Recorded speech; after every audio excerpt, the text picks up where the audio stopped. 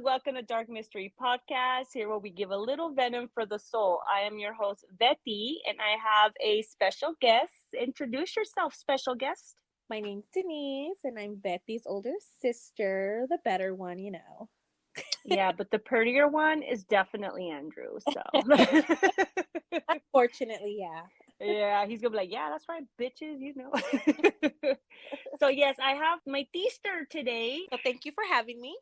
Honestly, thank you for joining me. We needed sister time, and even though it's only like virtual or like, right, yeah, you know what I mean? But we needed something if Nicole would join us, but we could do something. We'll think of something to do together. Right? Yeah. Go shopping. No, I meant the podcast. Like, no, pendeja. I don't want to go shopping with you. Oh my God, sister. So for this episode, I'm sure you guys noticed, we are audio only this episode. So because she has no means for video right now, and in a way it's a good thing because I don't know about you, Denise, but I look like shit. I do. Yeah, I do too. I had a bad day. I had a long day. It was a mission. It was like a mission to get home. I felt like I was in a video game because it was people driving the way they drive, and then there was a tree in the middle of the road. I was like, what in the name of what is going on? I was like, man. And then my sister goes, hey, are we doing this like video? And I'm like, I'm not getting ready right now. It's like, no. I am not brushing my hair. Screw that. I was like, I didn't wear makeup today at work. I'm not doing all that. I was like, no. You got a little GTA going on your way home. Grand Theft Arizona. Girl, don't even get me started. So as you guys know, I have been gone for a little over a month due to the holidays and everything. Obviously, want to go visit my family in Arizona, you know, because they abandoned us. So they left me and Nicole all alone. I moved to better my living situation. It's a better opportunity out here, even though I will say I always gonna love California. We're Californians. I mean, just like you could take the girl out of California, but you can't take California out of the girl, you know, type thing. So even Andrew, like, you definitely California boys. Andrew's our little brother who's like 6 foot, God knows what. Yeah, your brother. Little is the wrong word. Right? Our little big brother. So for anyone who knows, I do crochet. I had a couple of orders that I had to do before Christmas and a couple that I actually completely forgot about. So I'm fired for that one. I apologize. No, seriously, I am dead serious. Like, I got a text today. I was like, oh my God, I forgot about it. So I will get to that as soon as possible. I know, I feel so bad. I'm like, I am. Yeah, I will say she does pretty good. She's done some cool ones for my kids, the teenagers, and they're pretty cool.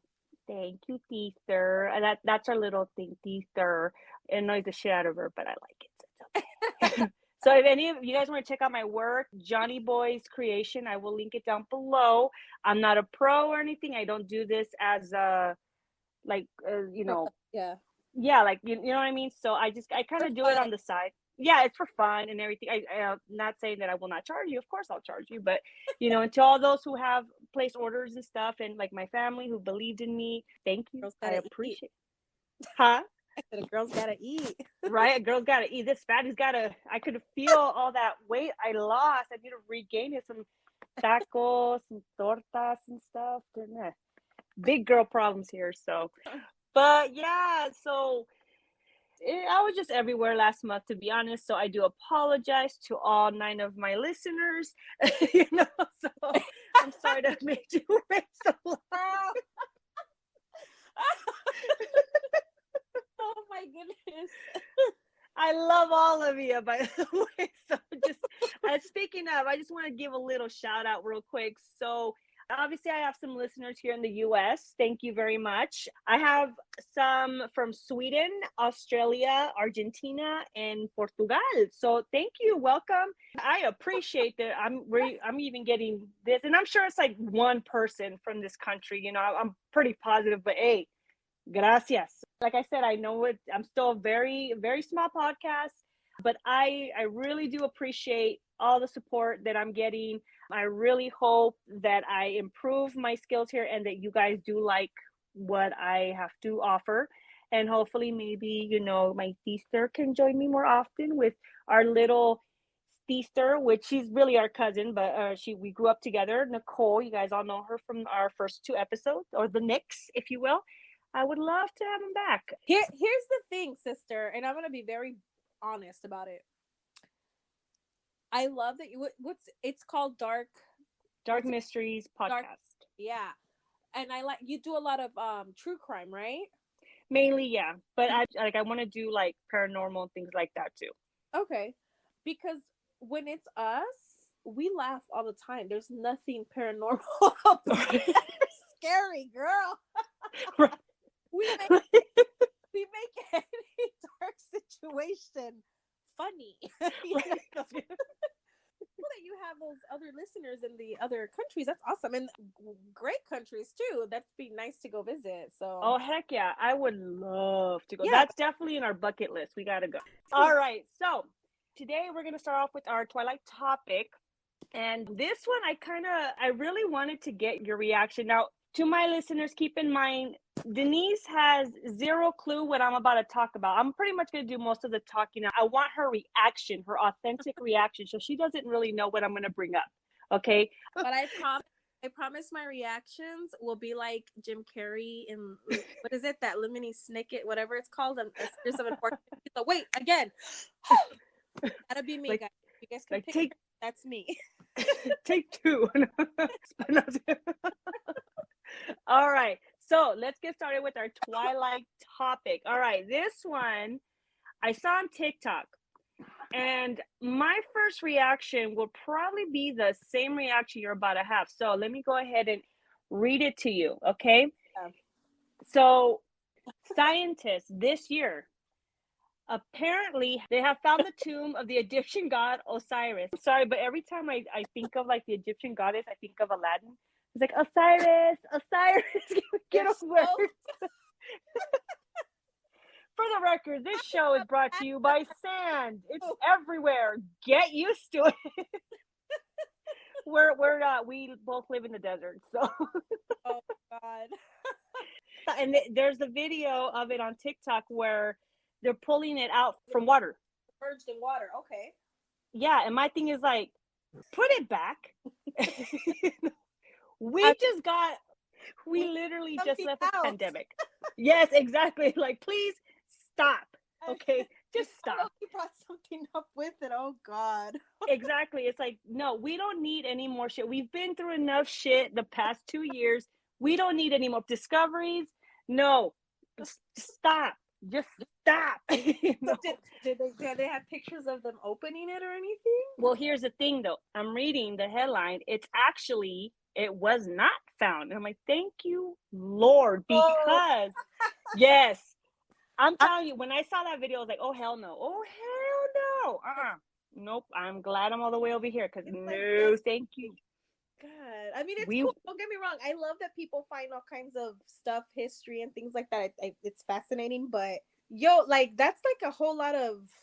You gotta make sure that everything's cool in there, right? No, because. Leave whatever's down there. Exactly. There's a reason why it was there. It was put there in the first place. It's just in the zone. Leave it alone. Like just stop. I guess because we grew up watching The Mummy. So I know exactly. Girl, I was having a mummy moment. I was like, ooh, what if? The 10 I was like, Brandon Fraser, vamos, let's go. Right. Hey, you know what though? He's making a comeback. So we might just be saved. Yeah, you didn't hear about that? Yeah, I love it. I'm excited about that because I don't care how big he is. I still have a crush on him. Exactly. It's Brandon Fraser, of course. From what I'm obviously I don't know him, but starstruck and whatever, like the stuff I have read about and seen about him, he's a humble person. So yeah. You don't know Brandon? That's a homie. Oh yeah, we go way back. Oh, y'all met in the journey, huh? He found you. Oh yeah, back in the Egyptian days. I met him when he used to be Link. That's when I knew him. Oh my God, I forgot about Encino Man. Squeeze the juice. I love that movie. You got, honestly, Brendan Fraser, love him to death. In my opinion, he's up there with Johnny Depp. just it's Brandon Fraser. How could you know? No, I wouldn't say up Really? there. Here's why. Brandon Fraser's awesome. I love him, and I love the movies he's made. Don't get me wrong. There's been some that but same thing with Johnny Depp. There's been some kind of like, what the heck? But Johnny Depp is like, he's Captain Jack Sparrow. Like, you know. But he's true. No, I see your point. Rick, like nobody else can replace Rick. That's for sure. But Johnny Depp is he's Captain Jack Sparrow. Like, there's just no other, and not that any other role that he's done so meaningful, but Jack Sparrow is like everything. An icon. Side note, guys, I know we started up with the Mummy stuff, like that my sister was bringing up that topic, and then we went from the Mummy to Brendan Fraser to Johnny Depp to Pirates of the Caribbean. We do that stuff, okay? So my listeners, they know because we do that all the time. So anyways, tampons. Right? No, but a little side note, Denise. Yeah. Obviously, Johnny Depp, that's our dude right there. Did you know he really doesn't have scissors for hands? Did you know that? I didn't know that. I was shocked when Miss Dumbass, Heard mentioned that. I was like, oh. I'm so glad Amber like brought that out, saying like, this guy, I feel deceived. I feel deceived. I know. I was like, Johnny, how could you convince us like that? Right. Now they're gonna tell us that he doesn't have a chocolate factory. Like, please. I'm just, my whole life was a lie. I'm sorry. That whole thing, like, I could hear Mom in her room, me here, and then I just have to go to work, and I was like listening to it on the way to work, and I would be at work listening to it while I'm working, and oh my god, it was like like someone out. I was like, just sit out. What? Just sit down, please. For real? But we turn away. But her face, like, honestly, I was waiting for her to like smirk, because she had this like cara de tonta look, like the man who convinced the world. It's like, where's the psych? Like, I was literally waiting for her to just be like, just kidding, because she looks so stupid. And I'm like, look, not because I hate you or because I don't care for you. Eres idiota. Es bien pendeja if you really thought that we actually thought that. Like, now you're just, yes, scissors for hands. I know. I had known her from other movies, and I just thought she was just, and she still is. She is gorgeous. Beautiful. Yeah, she is. Yes. Dead gorgeous. But, ay, pobrecita. Just, obviously, we don't know her on a level of, like, publicly what she's done. I'm just like, that I was like, did you just say that? He made me spit out my coffee. Like, huh? Okay, I don't know if it's just a Latina thing, and if it's not, please let me know in the comments below. But you ever like look at somebody and they do something so stupid, you're just like, oh, like you just can't. Oh, that's how I felt. Like, oh, pobrecita. Like, at my age now, when I see people do things that it's like, not for nothing, but there's people that don't know certain things and how to behave and how to act. I get it. We come from all walks of life. I have airhead moments all the time. All the time. That specific thing. Yeah, because, we give people way too much credit. Like, not everybody has that common not everybody. The wheels may be turning, but there's no one in behind the wheel. You know what I'm saying? Yeah, exactly. It's like, what? But you can't help but like, just go with it. Right? Like, oh, pobrecita. Come here, let me hug you. But let's get back on track. Let's get back to the scary stuff, guys. Right, exactly. All right, let's go to our next Twilight topic really quick. So, bro, I'm not gonna lie, I had an airhead moment too. Okay, you got spill the beans. Twilight, and I was like, oh, like Team Jacob or Team. I pendeja. Oh my god. I was like, okay. I got one thing to say to you, Denise. No. Oh. I don't know why I thought of that. I guess because you know it's Twilight. Yeah, but what did you say? You said I know Twilight Topic crime, but you said oh God, you said something on the dark side. So I was like, okay, Twilight's not dark for me, but I'm like, all right, I'll give it a go. Oh my God. Yeah, we're sisters. I was like, Twilight was in my younger years, but okay, let's do this. Cuando estaba jovencita, Oh, God, me gustaba un muchacho, se llama Edward. Too, He was a Hufflepuff. Oh my God. I'm sorry, guys. I just wait. Here's something for you. Oh. All right, let's get back on track, girl, because we're gonna spend a whole hour just bullshitting. Okay. One more. Uno más.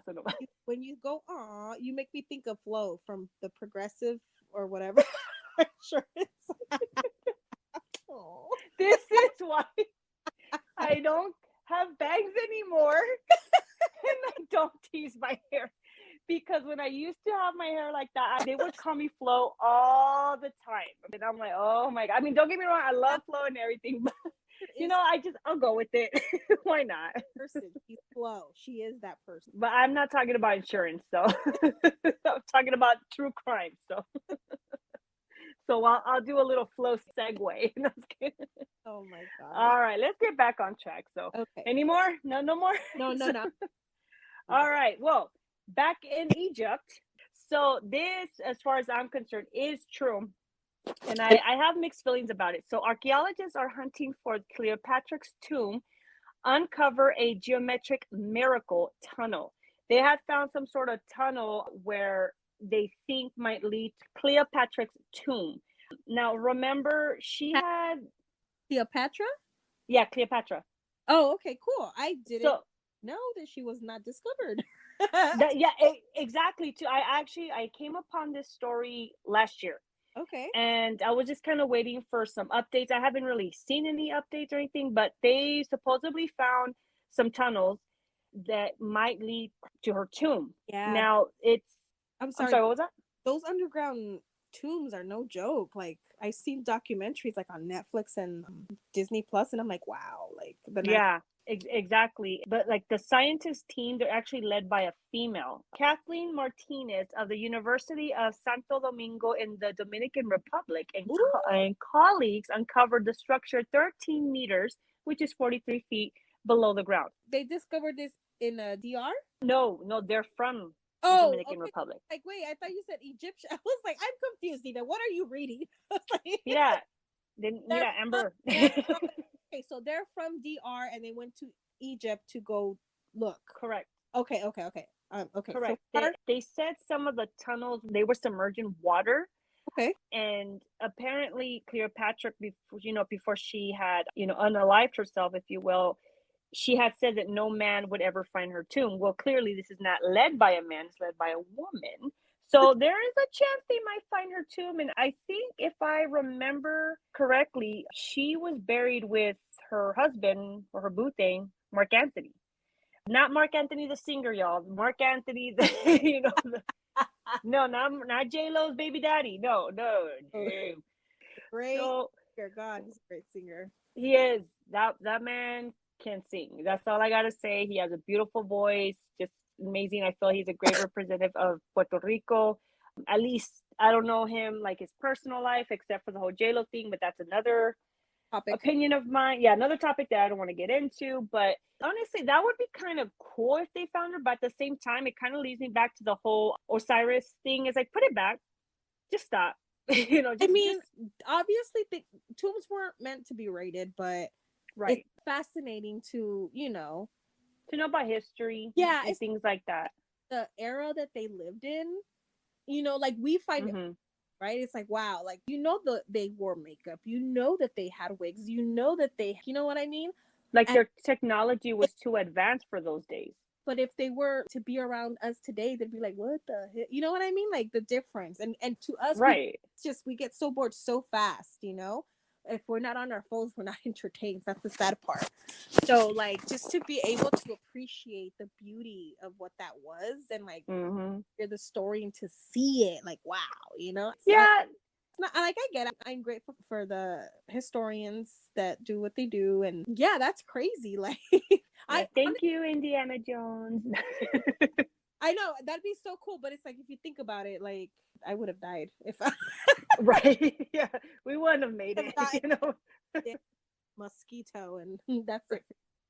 Well, honestly, like they would probably look at us right now like, oh, you know, You like, couldn't survive in our time. Yeah, it's fascinating. Like that's cool that they're doing that. That'd be interesting to hear about it on National Geographic. yeah, that's what I'm kind of looking forward to. But like I said, I have mixed feelings because I'm like, you don't know what's down there.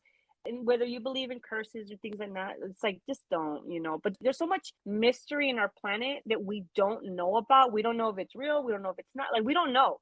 But me personally, I do find it fascinating because that'd be kind of badass. You know what I mean? Knowing the history, but at the same time, it's like what cost.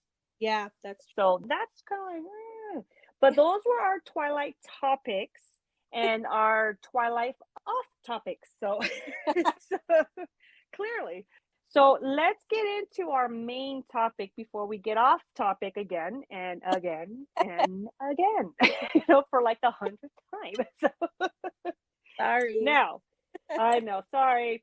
Now, before, just a little trigger warning.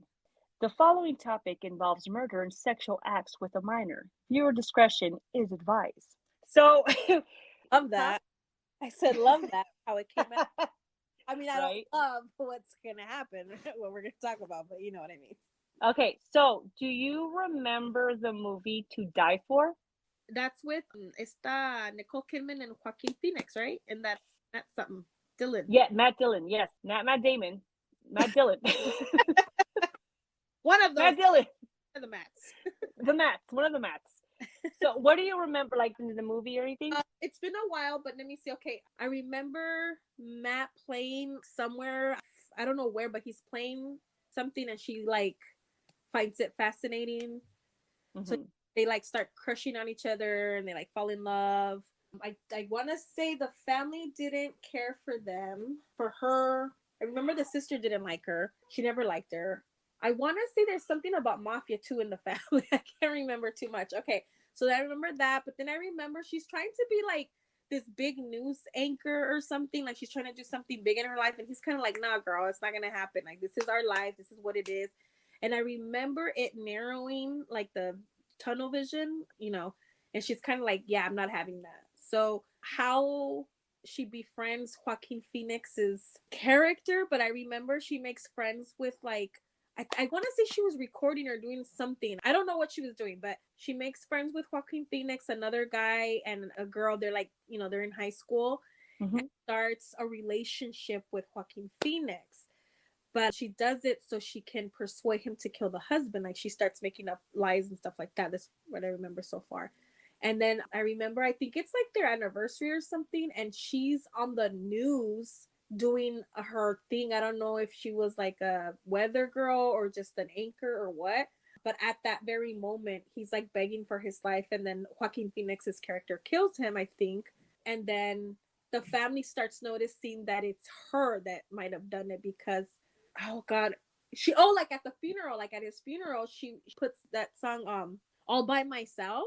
Yeah All by myself, and like the sister's like, I knew she did it, and like they start noticing that she likes the attention she's getting. So I remember at the end of the movie, a friend of the family, mafia, they look at a property or something, if I remember correctly. I'm just kind of like what I remember from it, and she ends up under ice. Yeah. Okay. So yeah, you're basically spot on. The only thing is that she was working for a local news station, and she was the weather girl, and then she was also doing like a documentary, and that's how she met the teenagers at the high school. So yeah, you're right about that. And the guy that she met at the end of the movie, he presented himself as like a movie studio executive, and he's like, oh hey, I want you to take a look at this. Mind you, it's like it's in the winter, this is in New Hampshire, and next thing you know, the husband's family gets a phone call, and the dad's like, I understand, and he hangs up.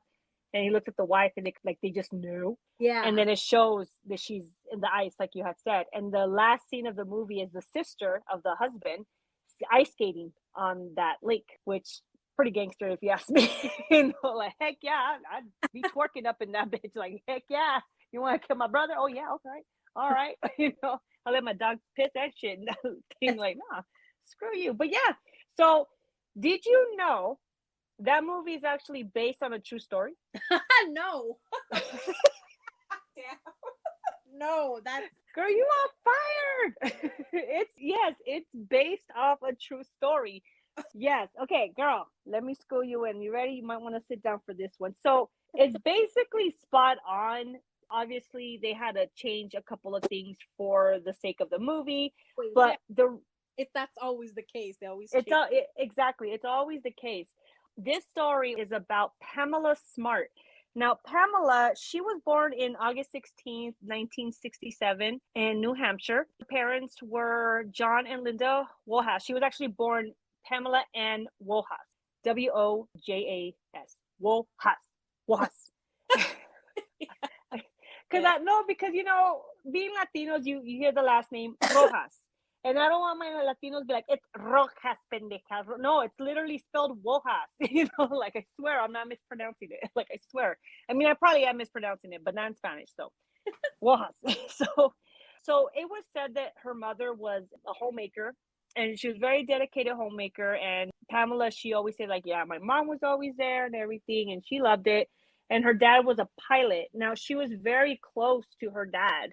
She did have an older sister named Elizabeth and a younger brother named John. She was born in New Hampshire, but they moved to Miami. When she was in 8th grade, they moved back to New Hampshire where they stayed. Now, she was described as she was beautiful. She had lots of energy. She was a cheerleader at school. And, you know, just like popular girl, you know, someone that people wanted to be around. She was sweet, a happy child. She had a lot of friends.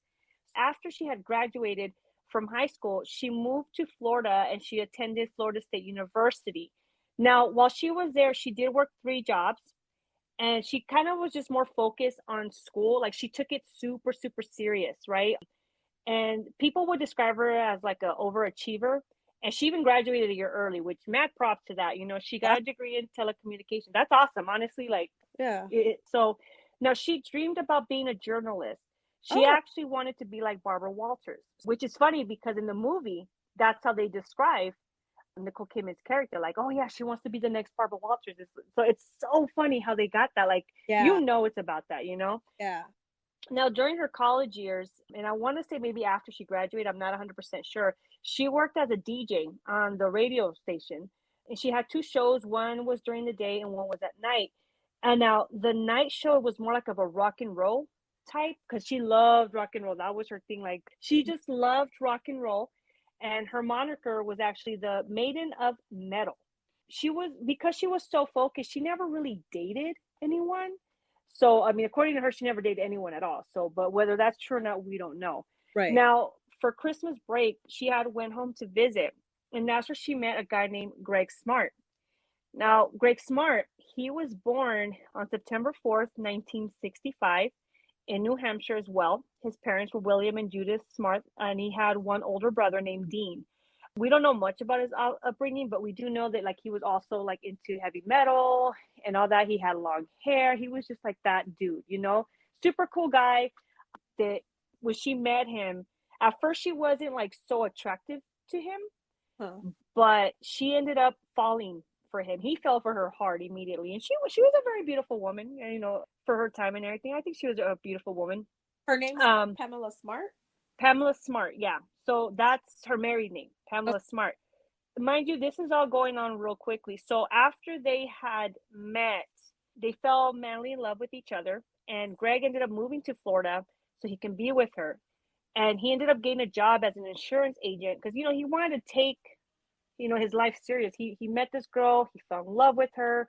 He wanted to, you know, give her the best life that he could. So he became a insurance agent. And he ended up cutting off his hair, which it shocked her because, you know, that's one of the reasons why she loved him. Like he has that rocker look. He changed it completely, you know, because he wanted to give a good life to Pamela. You know, he wanted to take this role very, very serious. Yeah. So they ended up getting married on May 7th, 1989. And Pam was 21 at the time.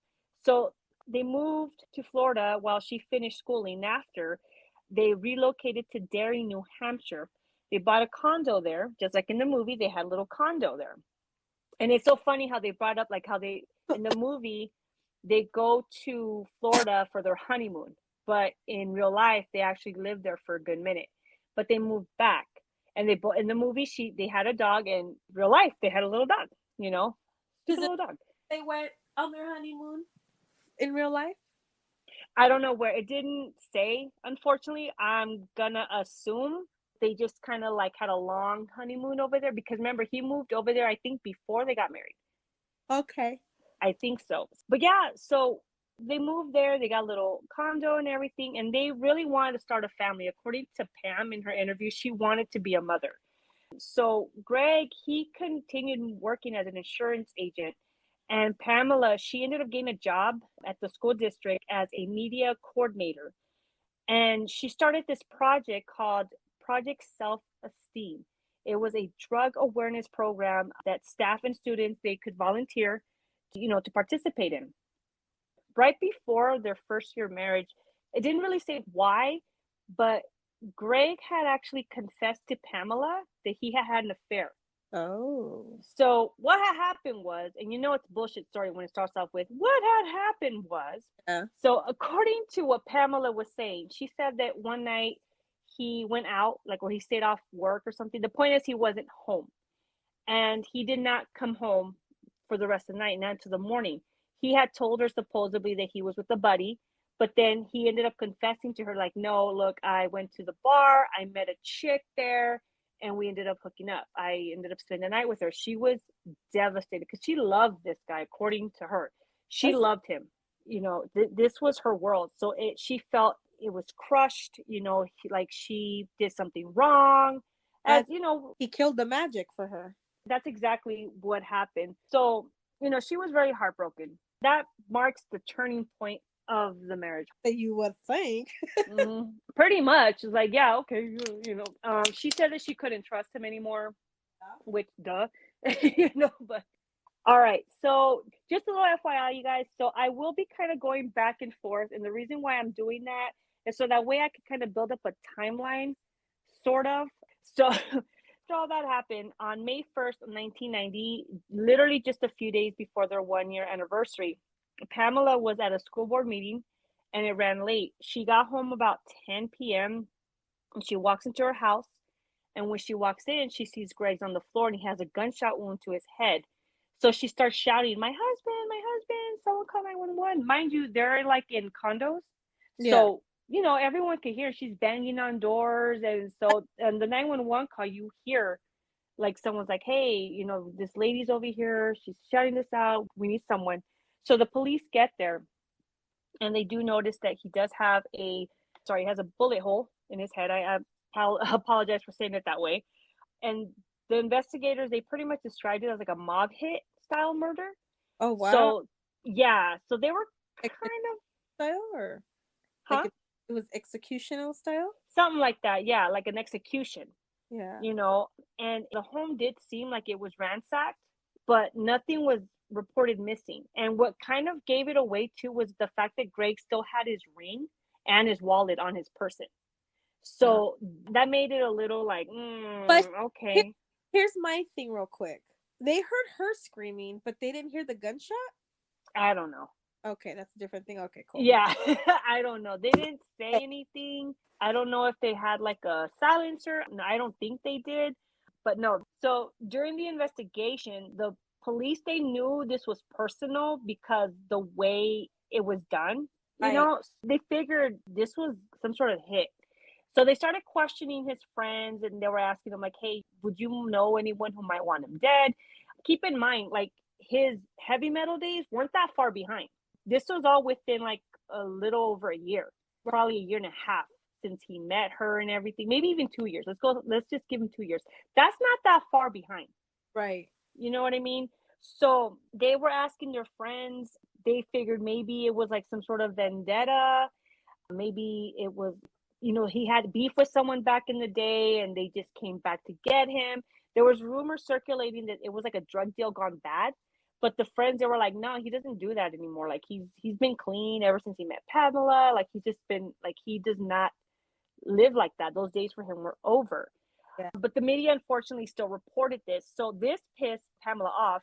And she was calling all the news outlets and she was doing all these interviews to quote unquote clear her husband's name, which I'm gonna call bullshit on that because like the attention, like in the movie, but oh yeah. oh yeah, definitely. She definitely wanted the attention. Does it family says about her, how they felt about it?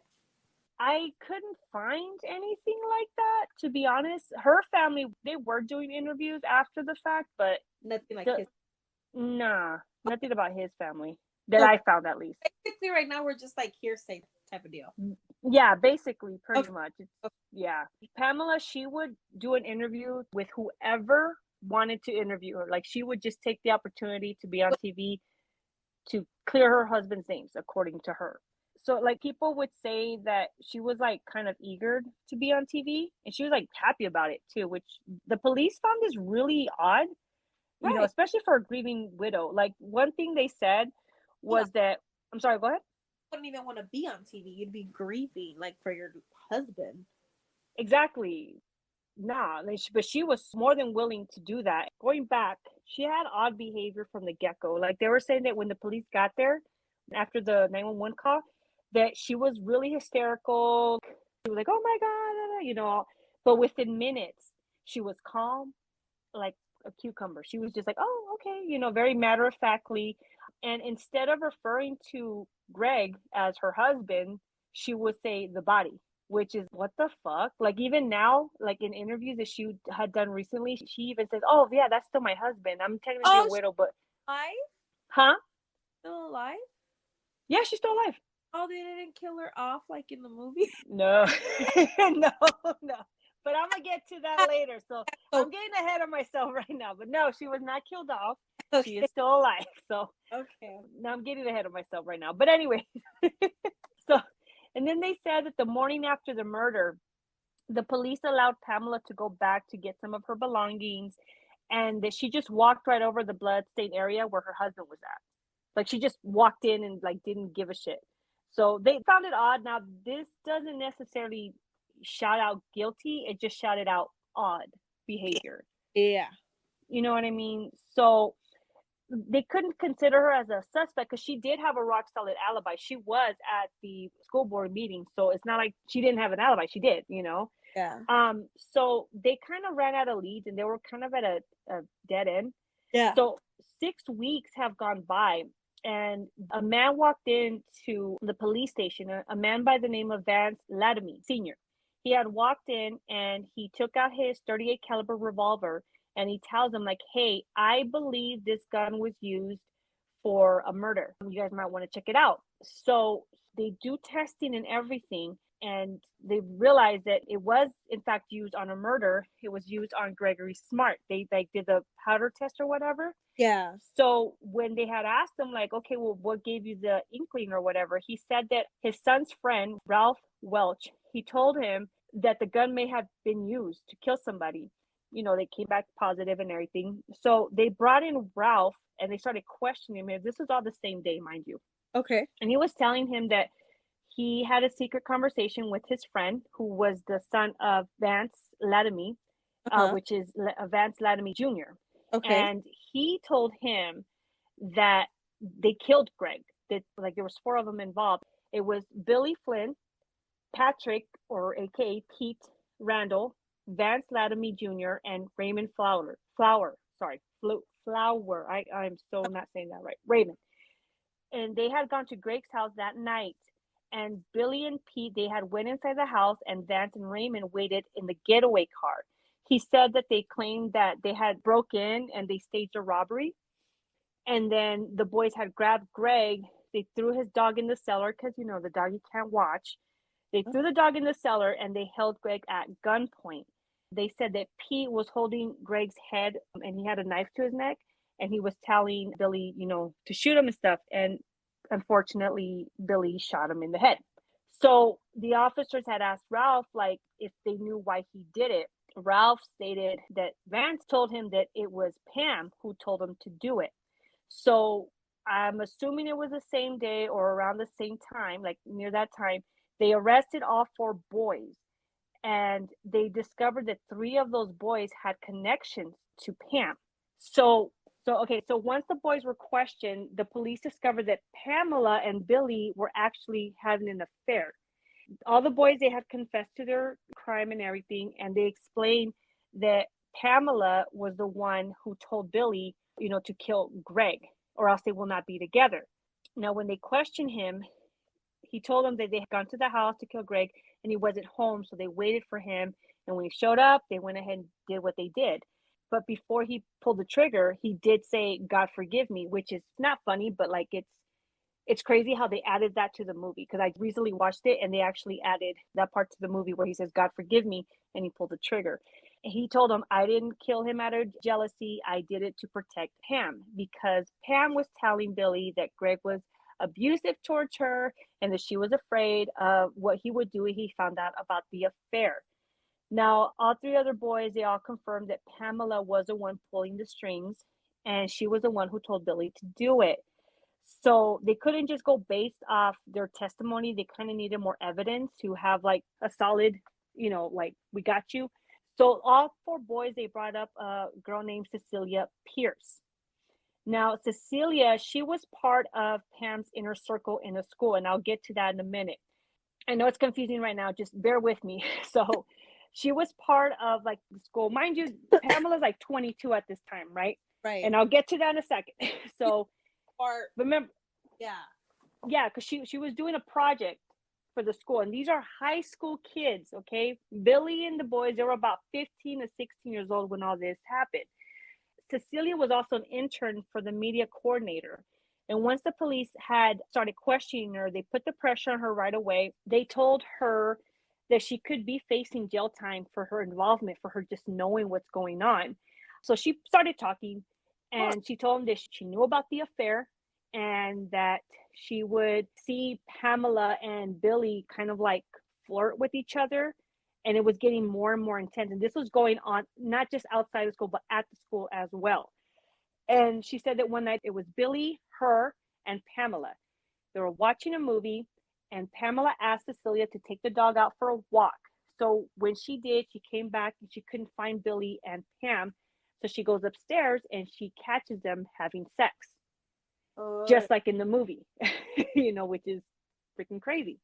So that's just yeah. So that's just crazy. So let's go with Billy Flynn, the lover, the one who did the deed, if you will.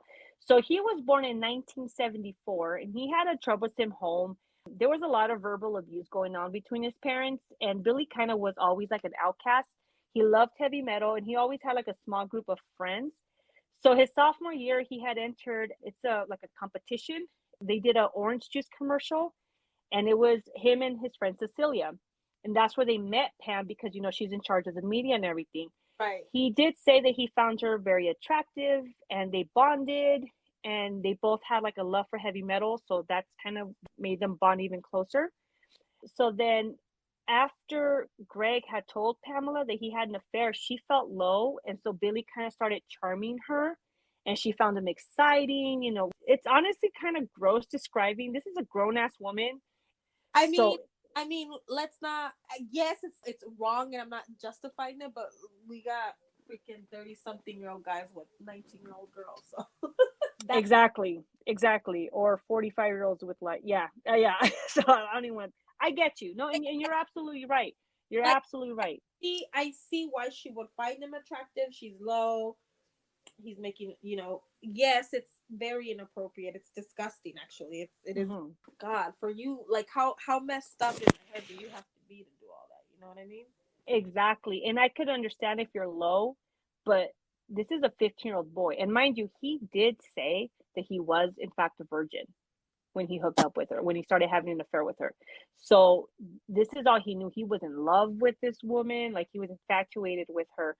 And she would tell him, like, hey, do you ever think of us when we're not together? Do you think about me? Because I think of you. You know how they talk and shit. And, he would tell her, yes, I do. She manipulated him. She used that to her advantage, which is sad. It's really sad, but it's disgusting in my opinion. Yeah. I could understand the affair. I can't understand with the child, because he's still a child. But, it was what it was, unfortunately. But Cecilia, she did state that in the beginning, like the affair, it kind of seemed like a dream come true to both of them. Pamela started showing her manipulating ways towards Billy. Obviously, she would use, pardon me for saying this, but she would use sex as a weapon, like to get him to do whatever she wanted and stuff. And the fact that she was older and this is, his first love and everything, she had him wrapped around her finger. Yeah. And then she started telling Billy that Greg was abusing her, which was a lie. Well, allegedly. We really don't know what happened behind the closed doors, but according to Cecilia, the reason why she wanted Billy to do what he did was Pam figured if she got a divorce, she would lose everything: the house, the money, the dog, everything. Now, they weren't rich, but they were decent. And she didn't want to lose all that. So she just figured that getting rid of him would be easier, which is, don't do it, people. Please don't. It's cheaper to keep her. Just don't. Trust me. And Cecilia, she said that Billy was scared to kill him, but like Pamela kept pushing him. And if he didn't do it, she was going to leave him, which obviously he didn't want this. Now, for the other boys, according to the boys and Cecilia, Pamela had promised them a piece of the life insurance from Greg, which was $140,000. And something too. So, I mean, it's something now, but yeah, back then it's a lot. Yeah, back then that was a lot of money, but it's still like, according to them, she promised them this, Yeah. Now, they kind of still needed more evidence because it's their word against hers type thing. What they did is they asked Cecilia to kind of secretly record Pam, which she did. I'm assuming there was some sort of like affair or something. I don't know where they were at, but Pamela and Cecilia ended up meeting up. And in the recording, you could hear Pamela, she's telling Cecilia, like, hey, if they put you in the witness stand, they're going to ask if you knew, tell them you didn't know anything. And if they're going to ask you if I did it, and you tell them, no, that I didn't do it. And then she is saying, and I quote, if you tell the fucking truth, you're probably going to get arrested. And even if you're not arrested, you're going to have to, and you're going to have to send Bill, and you're going to have to send Pete, you have to send JR, and you're going to have to send me to the fucking slammer for the rest of our entire life. And unfortunately, that's the situation you're in. So she was basically gaslighting Cecilia, which is bullshit. So she proved that they have her recorded. Basically, yeah. And they were saying that in the recording, she wasn't crying. She didn't even deny the involvement. And she was just more on the defense, which made her look really, really bad. And with that and the cooperation from the boys and Cecilia, they had enough evidence to arrest Pamela.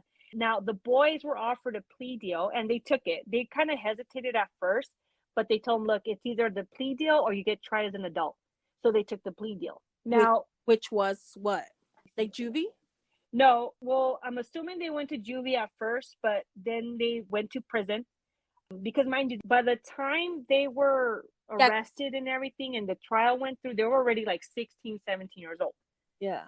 So I'm going to assume they went to juvie and then transferred to an adult one, but I couldn't find out. I'm not 100% sure, so do not quote me on that one. But I mean, how much time did they do? That's what I was, or you're going to get there? I'll get there. So just give me, don't jump ahead of me, Denise. Sorry. Damn it. Like, you're fired, Denise. Now. But no, I'll get to that because there's some updates on that too, which kind of good and kind of bad. Well, not bad, but yeah.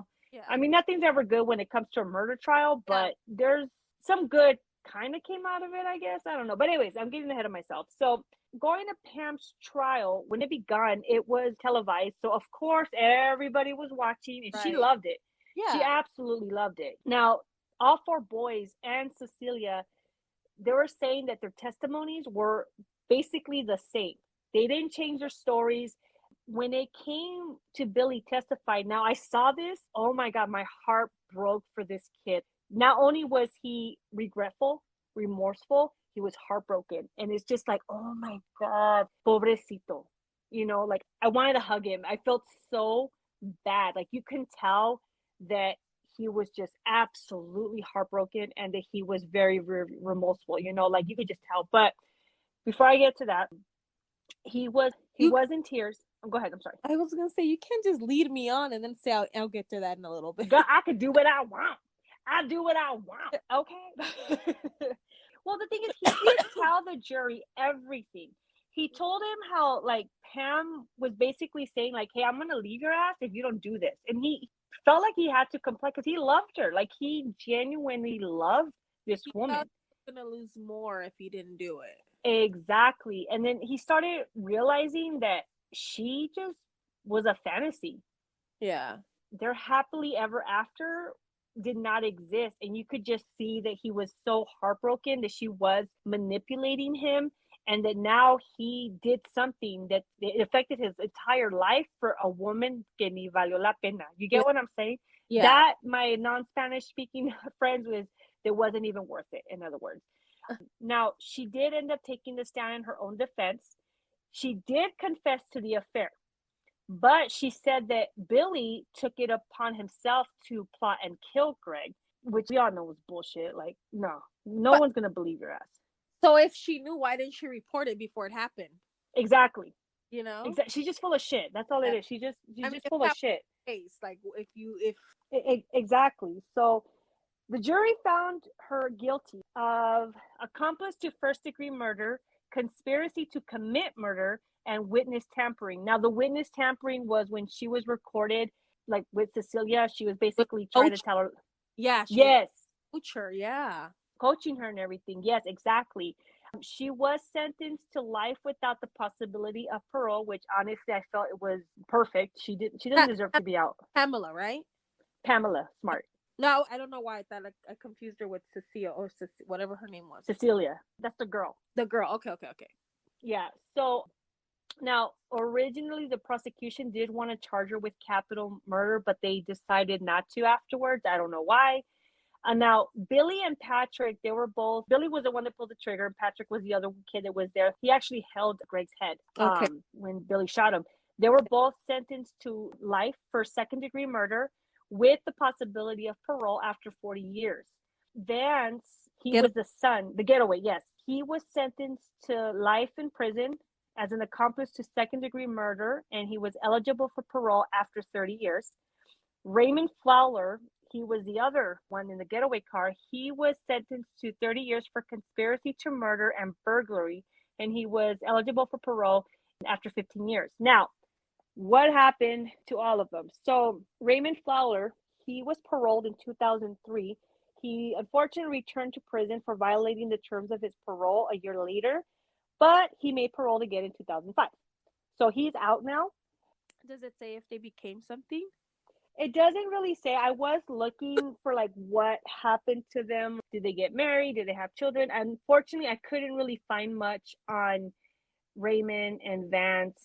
Patrick, also not so much. Billy, obviously, I could find more, which I'll get to in a second. Okay. Sorry. No, you're totally fine. Like, that's an excellent question, my dear. So Vance Latomy, his minimum sentence was reduced by 3 years in 2005. And the same year he had made parole, and that's all I know of him. Patrick, or Pete, the kid that was there, his minimal sentence was also reduced to 25 years, and he became eligible for parole in 2015. And he was released on a lifetime parole in June of 2015. Now, Billy Flynn, he served his time in Maine State Prison in Warren, New Hampshire, I believe it was. There he received his GED, and he worked as an electrician while in prison. In 2007, he tried to get his sentence reduced, and he even apologized to Greg's family, but unfortunately, his request was denied at the request of Greg's family. They felt that, like, nah, like, you need to do your time, bro, you know? So he was transferred to a minimal security prison, and there he was able to participate in the work release program. He was released with lifetime parole in 2015. He had 2 parole hearings, obviously the one in 2007 and then the one in 2015. I don't know which one he had said what I'm about to discuss. I forgot which one it was. But in one of these parole hearings, when he apologized to Greg's family, he told them that he is going to live with this guilt for the rest of his life, regardless of an early release or not. That he promised the family that no matter what, whether he stays in or gets out, he's going to be a better person and he's going to make a better life for himself. He did end up being married while he was in prison, and he has a teenage stepdaughter. Now, he, like I said, he did make parole in 2015, and he has been doing well ever since. He kept his promise, and even Dean Smart, which is Greg's older brother, he basically says, like, we forgive you for what you did. You did your time, so we forgive you. And they want him to keep his promise, which he has been doing. As far as I'm concerned, he has been keeping his promise to the family, which honestly, it's sad and heartbreaking, but it's a beautiful outcome. I think beautiful may be the inappropriate word for it, but you get what I'm saying. Yeah. No. I get it.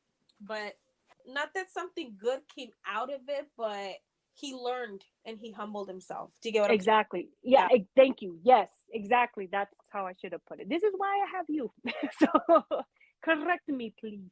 So, but yeah, so that was nice. And now Pamela, Pamela is currently serving her life sentence in Bedford Hills Correctional Facility for Women in Westchester County, New York. Say that 5 times fast. So yeah, I'm good. She applied to have her sentence reduced, but it was denied. Though she did confess to having the affair with Billy, she always maintained her innocence, which is like, bitch, we know you're fucking lying, you know? Now, in 2019, a few years ago, she did an interview with the Daily Mail where she, and I'm going to say this very, very loosely, admits her guilt. Pamela is quoted saying, now this might piss you off, but I quote, I'm not placing the blame on everyone else. I'm saying it's my fault my husband's dead. I don't know what more responsibility I could take for that. There are a lot of things that contribute to this verdict, the media. This is exactly how she said it. The judge, all those things that happened. However, I know, bottom line, if I never had this relationship, he would still be alive. And then she adds, so therefore, I know I'm responsible. I'm sorry, but that just sounds like deflecting.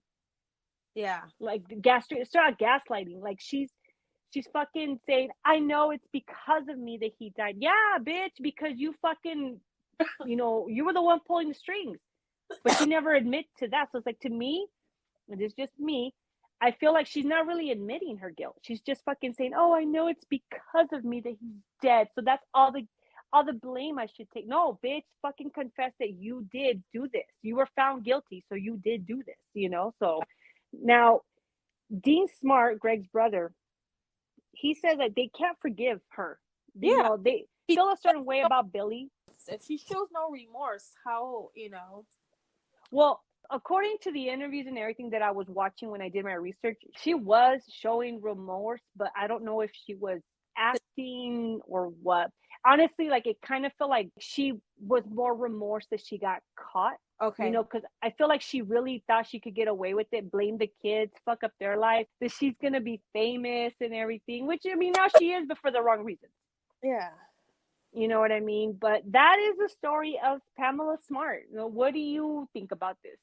I mean, she's doing her time, and it's going to be like that because, I mean, I would like to think one day she does actually repent, whether she gets out, accepts responsibility for what part she played, and the other people who were involved are healing healthy, because just imagine, like, you in the getaway car, your best friends that you've been hanging out with for middle school and high school now, and they killed somebody. Like, that's a lot. Like, that's a lot of responsibility to have towards a friend. And, like, I get that one guy didn't, I mean, he helped. He didn't pull the trigger, but he helped. You know what I'm saying? Like, exactly. And it's like, I just hope that they're in a better place, in a better mindset, because that in itself is well beyond to screw somebody in the head. You know what I mean? Like, it's just, I'm a firm believer of, despite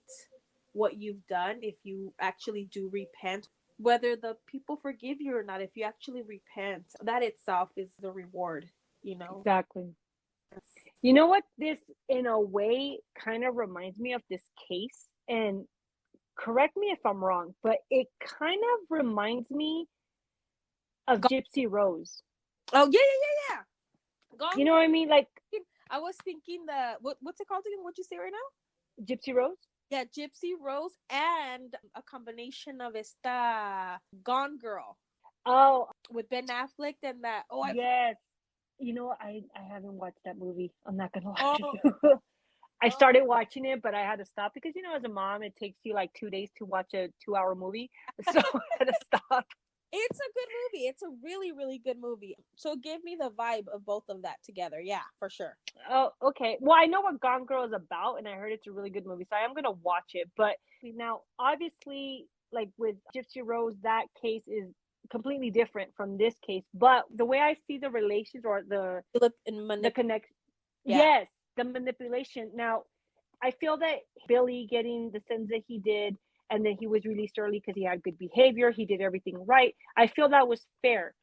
Now, in the case of Gypsy Rose, I feel that, yeah, he should be in jail, but it's kind of fucked up that she was the mastermind behind it, really, and she only got 10 years. I'm You not. know what I mean?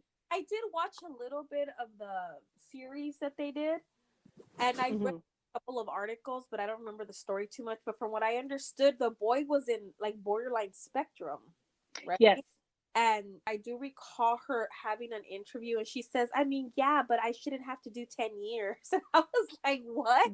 Like, no, no, you should, because I understand I why. but see, here's the thing, though. Like, that's a whole different topic. I think we can save that one for a different Oh, topic. yeah. At the end of the day, the person that damaged you and you retaliate on that person, that's that person's fault, but it's not a justification. Like, it's not There okay. you go. You can't correct a wrong with another wrong, you know? Two wrongs don't make a right. Correct. So it's like you gotta just, this is where you become humble. You let it, not that you let it go, but okay, this happened. What do I do to not be in this situation anymore? Exactly. And the fact that she had someone else do it, just like with Pamela Smart, she had someone else do it for them, and then they thought they can just get away scot free. Yeah, and that's not just those two specific cases. I just mean in general, Oh, how, yeah. it's just like people need to realize that talking to somebody, getting the help needed is definitely okay because uh, this world is crazy as it is. Mm-hmm. Girl, you can say that again. Us killing each other, like, come on now. People, Right. like, Okay. Changing the subject just a little bit. I have $1 million question for you. Has nothing to do with killing, but because I thought of this question, I should have asked it. I'll probably put it in the beginning now. So here's a question for you. And it has nothing to do with the topics or anything. But question is, if your baby daddy or baby mama, it's just in general, but if your baby daddy was sick with COVID or something, and he needed help and he couldn't get help, would you help them? yeah, Okay. Why would you help them? because that's the, like, if my kids were involved and we were involved in each other's lives, yeah, Mm-hmm. I'd be like, hey, like, you're sick. What do you need? Order it, like, order your medication, or do you want me to pick something up? I'll leave it at the door, blah, blah. But I wouldn't, like, go in there and cater for the dude, Oh, yeah. Yeah, exactly.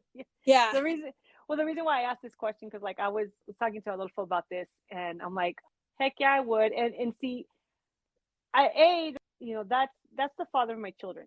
Yeah. And B, I'm not raising these kids by myself. Yeah. Fuck that. Like, You mothered me. You're helping me. That child support. I need, No, not even, with or without. You're taking exactly. You're taking these kids every other week. Fuck that. You're not helping. No, we're all in this together. Yeah. No, you're taking them. You're not leaving me by myself to raise these kids. Exactly. Here's the thing. During COVID, last January, we figured out that we might have COVID. I mean, obviously, I don't know exactly where we got it from, but I really do think that we got it from the school because the kids were going kind of back to school. Oh, yeah. Definitely. So, Josiah started off with it, and then the baby got it, and then I started getting sick, and then, like, we were all there, and it was, Rigo was helping a lot because I was traveling back and forth between states because I had to come back and forth. So he stepped up to, help out with more time, right? But because he was around us, him and his boy were around us, I went ahead and made appointments for them. I went ahead and bought tests for them too. So they went and got tested at the house, and they also got tested at the place, and they did the 2-week follow-up test and everything. They were fine, but I mean, I still, like, you see how me and the kid's dad, we co-parent pretty well. Right. I agree. Agree with everything, but we keep it cordial because at the end of the day, it's not about what he did to me or what I did to him or what we did to hurt each other. It's about the kids. Amen. That's all I gotta say, because it is, you're 100% right. And I'm sorry to interrupt you. I didn't mean to interrupt you, but totally right. Because honestly, like, I get that if you're with somebody and you have children, and if it just doesn't work out, it just doesn't work out. There's nothing wrong with it not working out. There's nothing wrong with you hating that person. But at the same time, it's like, you really got to watch out who's watching. So, but that's why I bring that up. And I'm really glad that you put in your 2 cents, because honestly, I felt it's very important. And I'm glad that you said it. And I appreciate that. But that concludes our show. I know we got off topic with the $1 million question. Let me know, in the comments below, would you be there for your child's or children's other parent if they were sick or needed help? Would you be there? You don't have to go all the way, but would you be there for them to help them for the sake of your children? What would you do? If you can't, you can't, whatever. But comment down below. Don't forget to like and subscribe. You can listen on YouTube. You can listen on Spotify. Check me out on TikTok, on Instagram, on Facebook at Dark Mystery Podcast, and on Twitter, which is Venom for the Soul, for the number 4, Venom for the Soul. If you'd like to be part of the show, or if there's a specific topic you want me to talk about, go ahead and send me an email at darkmysterypodcast@gmail.com, or comment down below. What did you think of this episode? What would you like to hear next and everything? Let me know what you guys think. And Denise, thank you so much for joining me. I know this was a crazy ride. I've had crazier rides, but this one was pretty crazy. So Thank you so much. Look forward to the next time. Of course. And thank you guys for listening. Please like and follow and subscribe and share as well. Have a good one, you guys. Night.